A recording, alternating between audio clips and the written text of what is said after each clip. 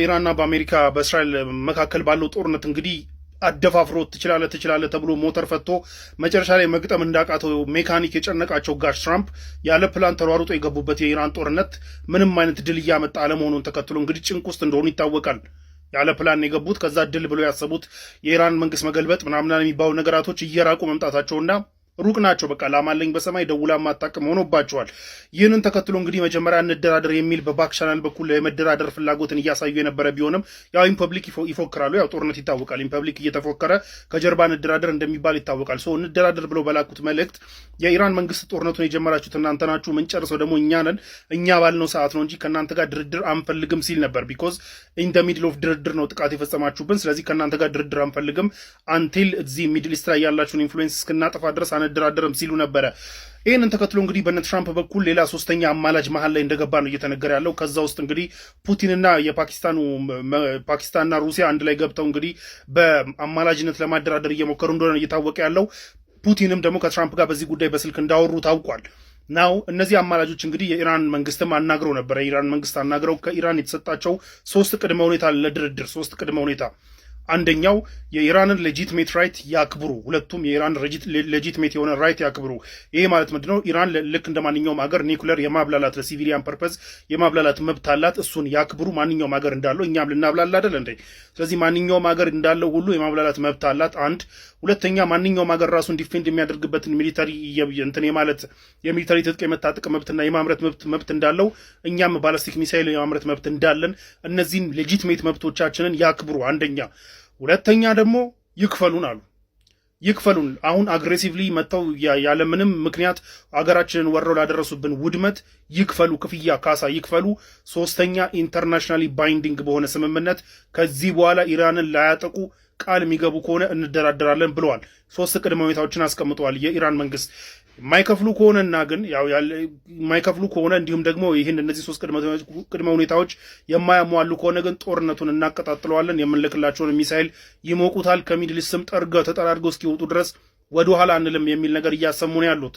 ሶ ትራምፕ ይከፍላሉ ወይ ነው? አሁን ትራምፕ ታውቃላችሁ መላ ላይ ያላቸው አቋም የታወቀ ነው። ብር አይደማቸውም፣ ግን ሁርሙዝ ደግሞ ከተዘጋ የበለጠ ነው ገንዘብ የሚያጡት። ስለዚህ ምን ያደርጋሉ? አይገስቡ ዊልሲ እዚህ 12 ቀን ባስቆጠረው የኢራንና የአሜሪካ የእስራኤል ጦርነት ውስጥ ማን ምን አይነት ጎል እያሳካ ነው? ኦር በሌላ አማርኛ ማን እያሸነፈ ነው የሚለውን እስቲ እንኝ።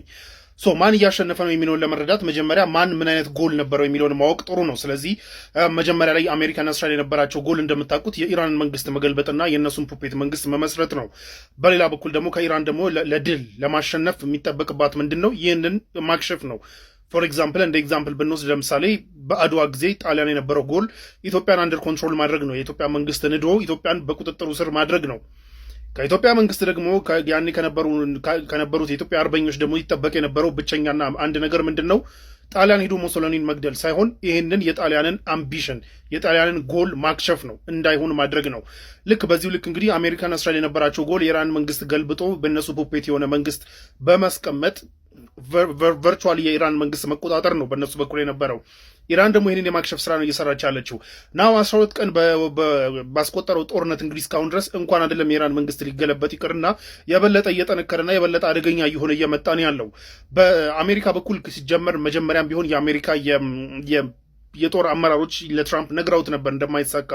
አሁንም ደግሞ በፔንታጎን እየወጡ ያሉ ሪፖርቶች እንደሚያሳዩት ከሆነ አሜሪካ እንደማይሆንላት በአየር በመደብደብ ምን በማድረግ የኢራን መንግስት መገልበጥ እንደማይቻልና የማይሆን ጎል እንደሆነ እየተረዳ ነው ያለው። ምክንያቱም አኮርዲንግ ቱ ዴር ካልኩሌሽን እስራኤል የነበራቸው ካልኩሌሽን አያቶላውን ከገደሉ የኢራን መንግስት ይፈረካከሳል፣ እንቆጣጠራለን ነው።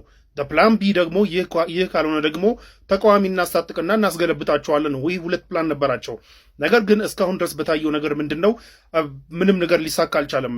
አያቶላውም ሊገለበጥ አልቻለም። ተቃዋሚም እንትን ሊል አልቻለም፣ ሊታጠቅ አልቻለም። ፔንታጎን አይነት ሪፖርቶች እያሉት፣ በሌላ በኩል ደግሞ ዛሬ ከእስራኤል ኦፊሻሎች እየወጡ ያሉ ሪፖርቶች የሚያሳዩት የእስራኤል የሴኪሪቲና የደህንነት ኦፊሻሎች ተሰብስበው በኮንሰልት ባደረጉት መሰረት እንደማይሳካ ነው። የኢራን መንግስት እና የኢራን የተወሰኑ ሎኬሽኖችን በአየር መደብደብ መንግስት ሊገለብጥ እንደማይችልና መጀመሪያ ተማምነውበት የነበረው አያቶላውን ከገደልን የኢራን መንግስት ይፈረካከሳል፣ አምጾ የነበረው ህዝብ ወዲያው መንግስትን ይቆጣጠርልናል፣ ይገለብጥልናል ብለው አምነውት የነበረው ህዝብ is nowhere to find የትም ቦታ ሊታይ ያለመቻሉን ተከትሎ ካልኩሌሽናችን ልክ አይደለም የሚል ውይይት እያደረጉ እንደሆነና በዚህ እንደተማመኑ ሪፖርቶች እየወጡ ነው። እንደምታውቁት እስራኤል የምታደርጋቸው ጥቃቶች ናሽናሊዝም እንዴት እንደሚሰራ ማንም ያውቃል። እስራኤል የምታደርጋቸው ጥቃቶች የኢራን መንግስት የኢራን ህዝብ መጠቀሚያ የሆኑ ፋሲሊቲዎችን ነው እየመታች ያለችው። ሲጀመር በመጀመሪያው ቀን የጦርነት ጊዜ ያደረሱት ጥቃት ኢራን ውስጥ ያለን ኤሌመንተሪ ስኩል መምታት ብቻውን የኢራን ህዝብ ከመንግስቱ ጎን እንዲቆም እነዚህን ሰዎች እንዲጠላና ከመንግስቱ ጎን እንዲቆም ነው የሚያደርገው። ሲጀመርም መንግስትን ይጠላ የነበረው ቢሆን ከጎን እንዲቆም ነው የሚያደርጉ። ከዛ ውጭ ደግሞ የኢራን ህዝብ መጠቀሚያ የሆኑ ፋሲሊቲዎችን መምታት፣ ነዳጅ ማጣሪያዎችን መምታት፣ የውሃ ማጣሪያዎችን መምታት፣ እንደዚህ የመሳሰሉ ነገራቶች የኢራን ህዝብ በተአምር ከአንተ ጋር እንዲቆም ልታደርገው የምችልበት አካሄድ አይደለም። ስለዚህ ይቆምልናል፣ ከኛ ጎን ቆሞ መንግስቱን ይገለብጣል ብሎ ያሰቡት የኢራን ህዝብ ጭራሽ ከመንግስት ጎን ሆኗል። ስለዚህ በዚህ ምክንያት ልናሳካው አልቻልንም ብለዋል። በሌላ በኩል ደግሞ ተቃዋሚም ሊያስታጥቁ አስበው የነበረው ምንም እዚህ ግባ የሚባል ተቃዋሚ ማግኘት አልቻሉ። ስለዚህ ጎላቸው የነበረው የኢራን መንግስት የመገልበጥ እንትን በኢራን መንግስት በደንብ በተሰራበትና በደንብ ካልኩሌት በተደረገበት የአጸፋዊ ምላሽ ከሽፏል። መክሸፉ እየተነገረ ነው ያለው። ሚሳካም እየመሰለ አይደለም። ጦርነት ሁሌ ተገለባባጭ ነው። ነገ ምን ሀፕ እንደሚያደርግ ባይታወቅም እስካሁን ባለው ግን it's not even close። በሌላ በኩል ግን በኢራን በኩል ግን ይህንን የአሜሪካን ጎል ማክሸፍ ብቻ ሳይሆን አሜሪካ እስከዛ ድረስ የገነባቻቸውን ብዙ ነገራቶችን እያሳጠቻቸው ነው ያለችው። ከዛ ውስጥ አንደኛው ምንድን ነው?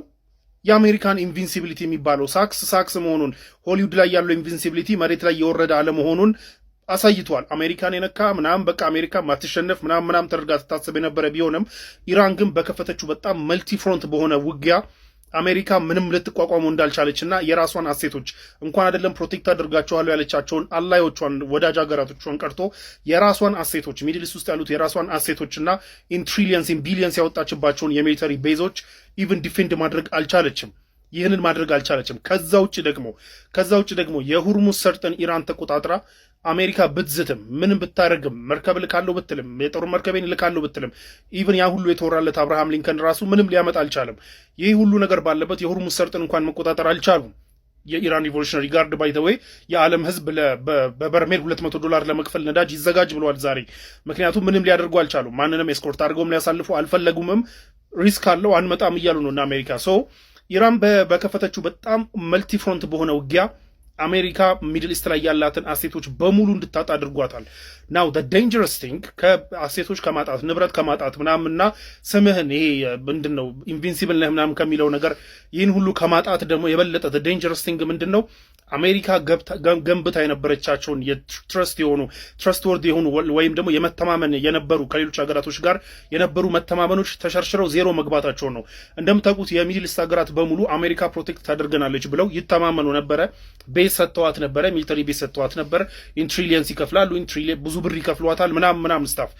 ነገር ግን በዚህ 12 ቀን ውስጥ ብቻ አሜሪካ እንኳን እነዚህን ፕሮቴክት ልታደርግ እንኳን እነዚህን የሚድል ኢስት ሀገራቶች ፕሮቴክት ልታደርግ የራሷን አሴትን ፕሮቴክት ማድረግ እንደማትችልና እንደውም ፕራዮሪቲዋ እስራኤል እንጂ እነሱ እንዳልሆኑ አሳምራ አሳይታቸዋለች።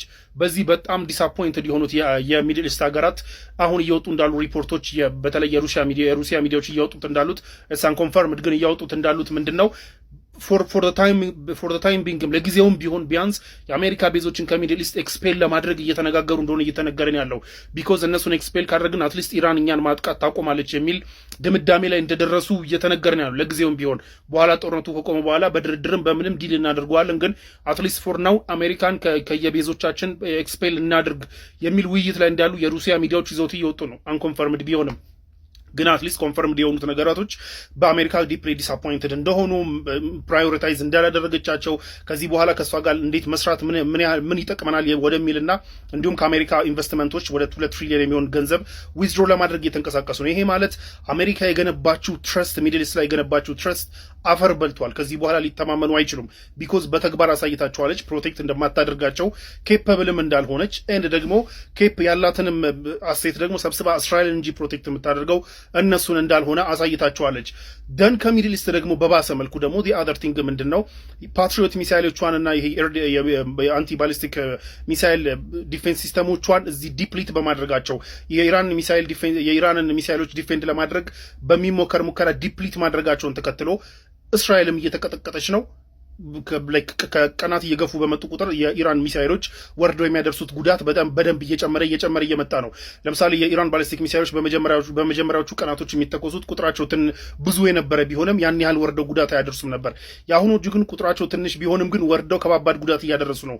ቢኮዝ የዲፌንስ ሲስተሙ ዲፕሊት እያደረገ መሆኑን ተከትሎ ይህንን ለማካካስ እንግዲህ አሜሪካ ከየት ዲፌንስ ሲስተሞቿን እያመጣች ነው? ከሳውዝ ኮሪያ። ሳውዝ ኮሪያ ላይ አሜሪካ ሳውዝ ኮሪያ አላይ ነች፣ ወዳጅ ሀገሬ ነች ብላ ፕሮቴክት አድርጋታለሁ ብላ በተለይ የኖርት ኮሪያን ትሬት ከኖርት ኮሪያን የሚመጣን ስጋት እንግዲህ ፕሮቴክት አድርጋለሁ ብላ ብዙ አሴት እዛ ውስጥ አስቀምጣ ነበር። ከዛ ውስጥ አንዱ እንግዲህ ፓትሪዮት ምናምን የሚሳይል ዲፌንስ ሲስተሞች ናቸው። ሳውዝ ኮሪያንም አፈርቢ ብላ እሷንም ልክ እንደ አረብ ሀገራቶቹ እዛው ራስሽን ቻይ ብላ እንግዲህ እዛ ያሏትን አሴቶች ወደ እስራኤል ሙቭ ለማድረግ እየተንቀሳቀሰች ነው። በዚህ የተነሳ ሳውዝ ኮሪያ ራሷ መከዳቷ እየገባት ነው ያለው አሁን when it comes to እስራኤል ሁሉንም ጥላው ሁሉንም የራሳችሁ ጉዳይ ብለው እስራኤልን ፕራዮሪታይዝ እንደሚያደርጉ አሳምሮ እየተረዱ ነው ያሉት።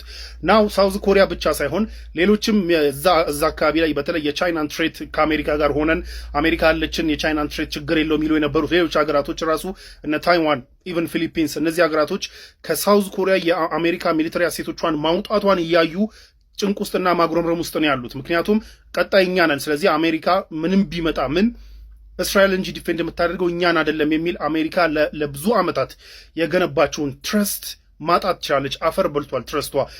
ይህ ለኢራን ትልልቅ ቪክትሪዎች ናቸው። አንደኛ የአሜሪካን ኢንቪንሲብል ነች፣ አሜሪካ አትሸነፍም አትነካም የተባለውን ነገር በ12 ቀናት ውስጥ የአሜሪካን ሚሊተሪ ቤዞች በየአቅጣጫው በመደብደብ እንትን አድርገውታል።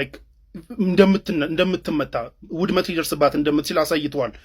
በሁለተኛው ደግሞ ምንድነው አሜሪካ የገነባቻቸውን ሚድል ኢስት ላይ የገነባቻቸውን ትረስት ሚድል ኢስትና የትኛውም ሀገራቶች ላይ የገነባችውን የመተማመን በሪሌሽን የሀገራቶች ሪሌሽን እንግዲህ ማጣት ቻለች። ምክንያቱም ቅድሚያ የሰጠችውና ፕራዮሪታይዝ የምታደርገው እስራኤልን ብቻ መሆኑን ተከትሎ እነዚህ ሀገራቶች ተከድተናል እያሉ ነው ያሉት። ይህ ሁሉ ለኢራን አቺቭመንት ነው። ይህ ሁሉ ለኢራን ትልቅ አቺቭመንት ነው። ናው የኢራን መንግስት ምን እያለ ነው? ድርድር የሚባል ነገር አንቀበልም።